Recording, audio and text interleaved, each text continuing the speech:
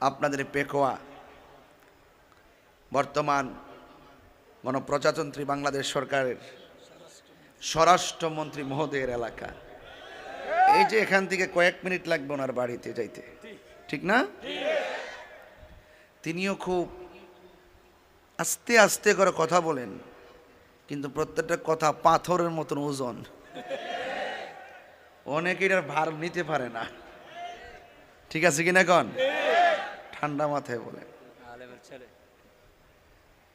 এজন্য শান্তি সম্প্রীতির লক্ষ্যে আহলুস সুন্নাত ওয়াল জামাত কাজ করে।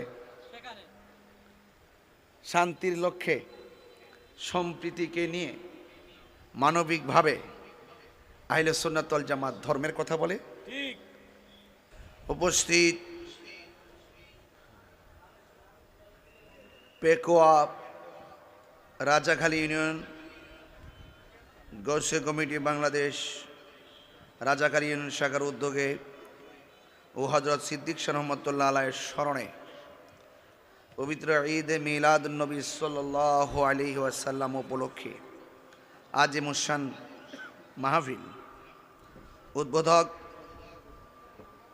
চকরিয়া সিটি কলেজের সম্মানিত অধ্যক্ষ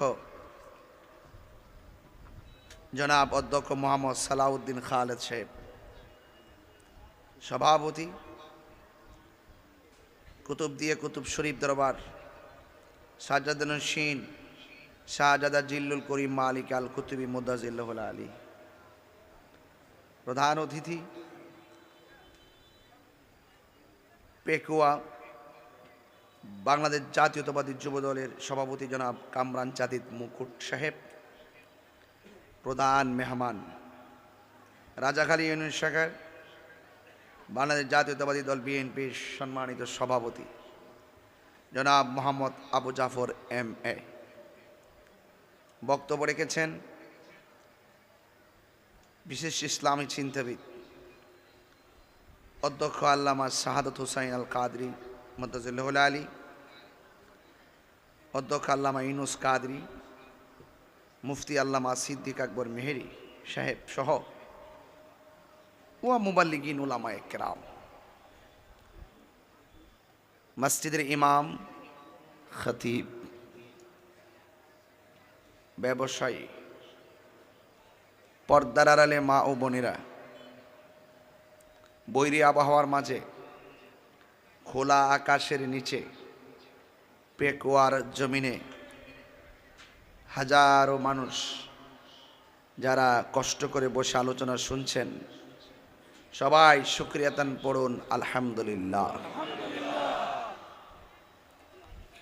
লাখ কোটি দরুদ ও সালাম ওই নবীর নূরানি কদম মোবারকে যিনি হায়াতুন নবী, সুবহানাল্লাহ বলতেন না, যিনি নূর ও নবী, গায়েবের খবর দেনওয়ালা, হাসরের মাঠে উম্মতকে শাফাত করেনওয়ালা, সেই নবী পাকের উম্মত হিসাবে আল্লাহ পাক আমাদের সকলকে কবুল করেছেন। এই জন্যে শুকরিয়াতান সকলে আবারও পড়ি আলহামদুলিল্লাহ।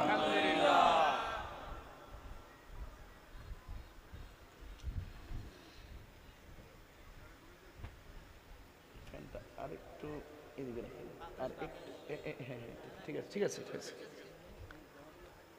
পবিত্র কোরআনুল কারীমে সবচাইতে বড় সূরার নাম হলো সূরা বাকারা। কোন সূরা বলছি? সূরা বাকারা। আর সবচাইতে ছোট সূরা হলো সূরা কাউসার।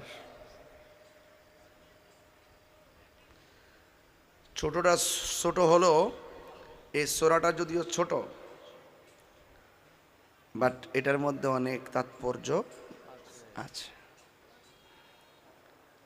যেই ব্যক্তি মহব্বতে সূরা কাউসার তেলাওয়াত করে,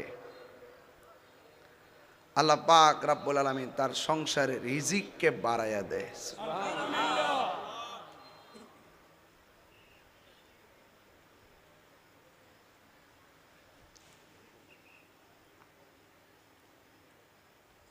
আজকের এই পেকোয়া আমাদের রাজাখালী ইয়ার আলী খান আদর্শ উচ্চ বিদ্যালয় মাঠ। আমাদের আবু জাফর এম এ সাহেব বক্তব্য দেওয়ার সময় তিনি একটি কথা বলেছেন, সচরাচর তো স্কুল মাঠে এমন প্রোগ্রাম হয় না, এভাবে যেন প্রোগ্রাম হয় এটার প্রতি তিনি একটু জোর দিয়েছেন। এটা একটা ভালো কথা। ঠিক, কারণ আহলে সুন্নাত ওয়াল জামাত শান্তিপ্রিয় জামাত। গৌসুল কমিটি বাংলাদেশ মানবতার এশিয়া উপমহাদেশের শ্রেষ্ঠ মানবতার প্ল্যাটফর্ম।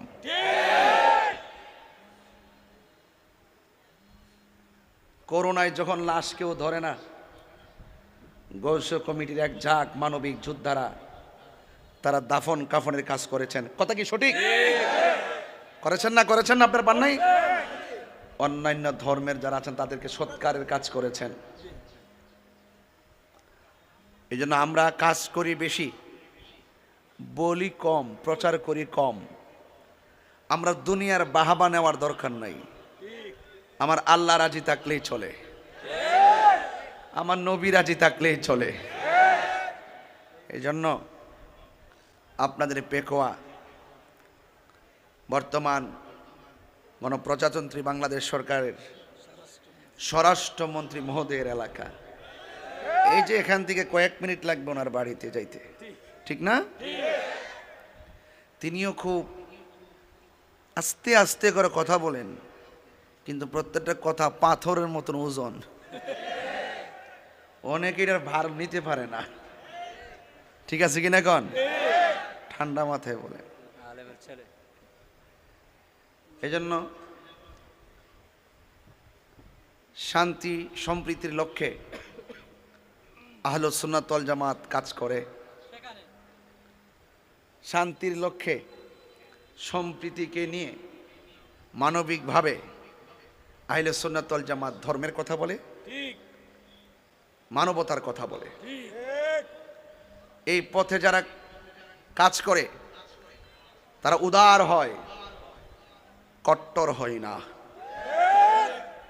আমরা উদার। এজন্যই আপনারা যারা পেকোয়াতে এসেছেন, আপনাদের সকলকে অনুরোধ করব, দুনিয়াতে কেউ চিরদিন থাকবে না ভাই। আজকে কেউ কোটিপতি, আরেকজন লবণ চাষ করে কোন রকম দিন পার করে, রাত পার করে, ঠিক না? মনে রাখবেন, একটা কোটিপতির গায়ে শেষ কাপড় রংটা যেমন সাদা, দিনে এনে দিনে খায়, তার শেষ সময়ের ড্রেসটাও সাদা। বিলিয়ন ট্রিলিয়নের মালিকের গায়ে যেমন করে, হাজার কোটি টাকার মালিক যেমন একটি ঘর, মাটির ঘর, রিকশাওয়ালার ঘরটাও সেই মাটির ঘর। লা তামশি ফিল আরদি মারাহা, অহংকার করে চলা যাবে না। অহংকারকারীকে আল্লাহ পছন্দ করে না।